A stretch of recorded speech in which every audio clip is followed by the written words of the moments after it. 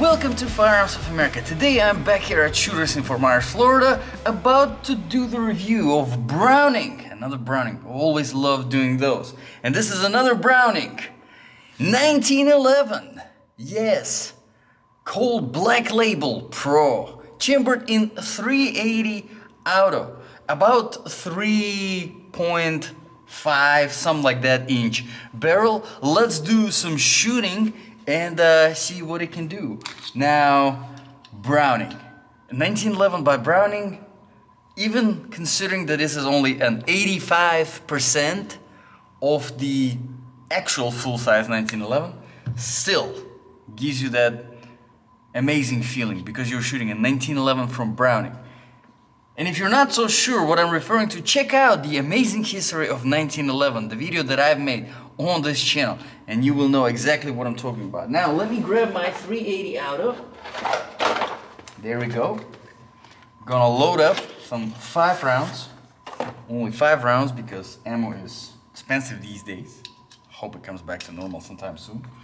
The magazine is very, so easy to load. It's just unbelievably easy to load, and it is nicely numbered, so you know exactly how many rounds you have in there. And right now I have 4, 5. There we go. So let's do some shooting and see how this little, can't say baby 1911, all right? Because a baby 1911 would be this. This is a baby 1911, all right? This is sort of a teenage 1911. So let's see how this teenage 1911 can handle the recoil from 380 auto. I should put the glasses first. And I will try to hit that orange on the very top. It looks sort of touched, but not that much. Let's see. There is some resistance to the slide. Overall, it is easy to rack, but there's definitely some resistance. Now, we have some good sort of pedals going here on the safety and on the slide release for a good grip. Let's do some shooting.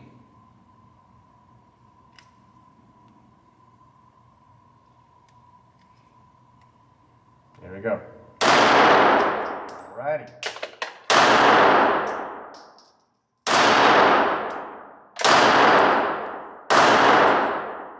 Alright. Now, the orange on the top looks touched. Alright. So, first of all, let's talk about the recoil.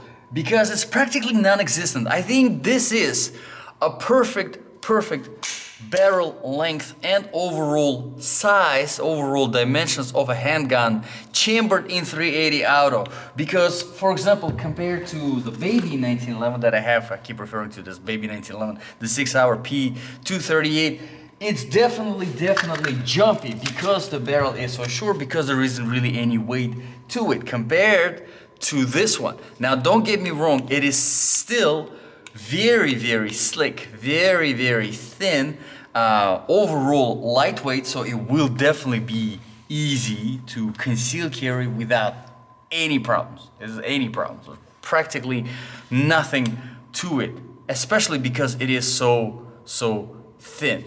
But at the same time, because you do have tighter overall spring and the length of the barrel, you do have a handgun that handles the recoil very well. All right, let's talk about the grip now. The grip here, very nice grip. You do have very sufficient amount of aggression here on the sides.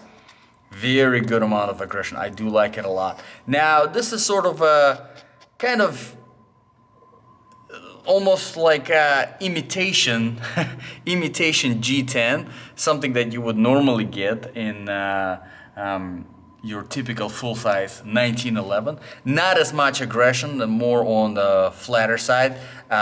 Same thing, let's double check, nothing here. Same thing at the front, same exact G10 sort of pattern, but the sides are very, very aggressive. So you do get sufficient amount of aggression. Let's talk about the mag release now. The mag release is we have this little tiny button right here, which operates very, very nicely, very easy to reach. Overall, I do like the mag. The magazine is great, and the mag release is very good as well.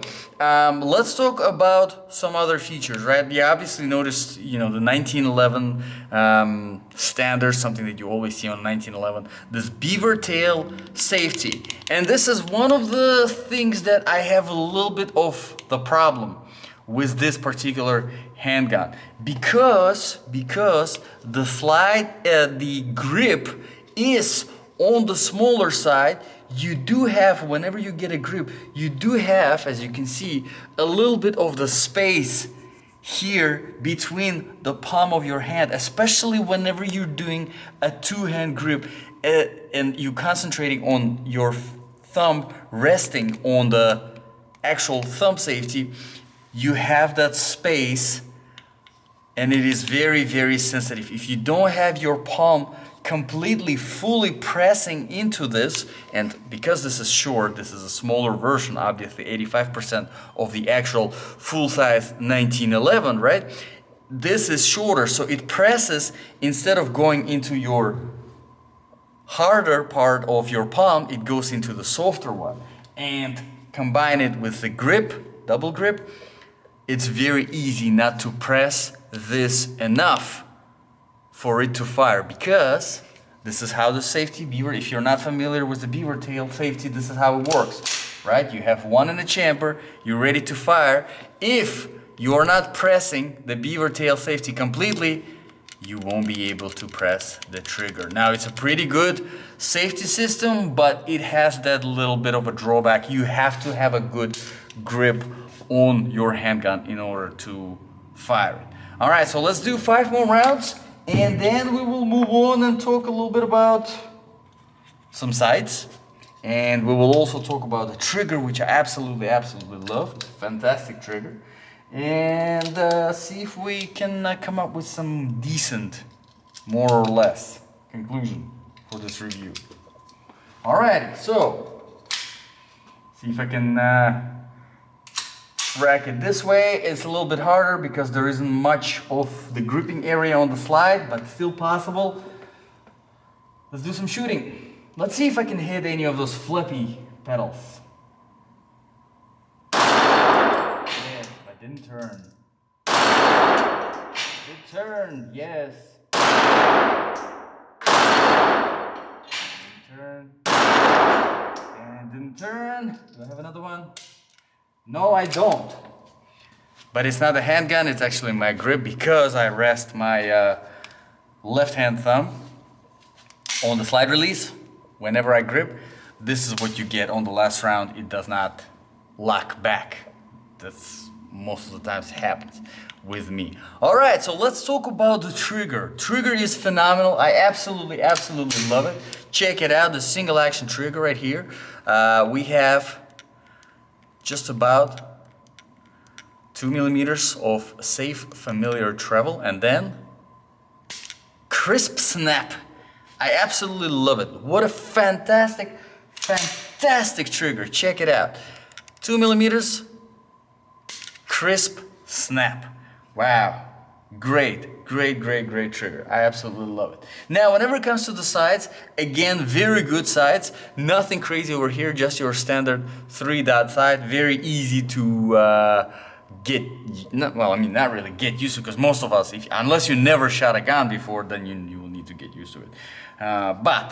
Or maybe you did rifles, now you're getting used to it. But most of us are familiar with these 3-dot sights, very easy to work with. All right, very good. Overall, I do like this pistol a lot. Now, on the front, there is no accessory rail. You probably noticed that. There is no serrations on the front of the trigger guard. There are no any kind of aggressive serrations at the front of the slide for racking, just at the back. Here, not a lot of gripping area for racking, so your best bet probably would be something like this. Compared to this is not going to be very easy to do. Now the thumb safety here operates by pressing it up, as you can see, up, and I'm doing it from the other side. It is ambidextrous, very nicely, yes, ambidextrous, so good for the left-handed ones, which is good that it goes up. You want the safety that goes up because this is much more intuitive to bring it down before firing it. Now the slide release, however, is not ambidextrous for whatever reason, so overall it's not very lefty friendly. The mag release is not ambidextrous as well, just the thumb safety. So keep that in mind. Overall, I do like this pistol a lot. I think it's a great option whenever it comes to having a good concealed carry pistol, because it's very easy to conceal, and at the same time, it's not one of those crazy jumpy 380 tiny pistols like my P238. Now, don't get me wrong, I absolutely love that P238, but this is just so much smoother to shoot, so much easier to handle. So, thank you very much guys for watching. If you have any requests for reviews, you can drop them in the comments below. I always look out for those, and if I come across the stuff, I do that as a priority. Thanks for watching. This was Firearms of America. I'll see you guys in the next video.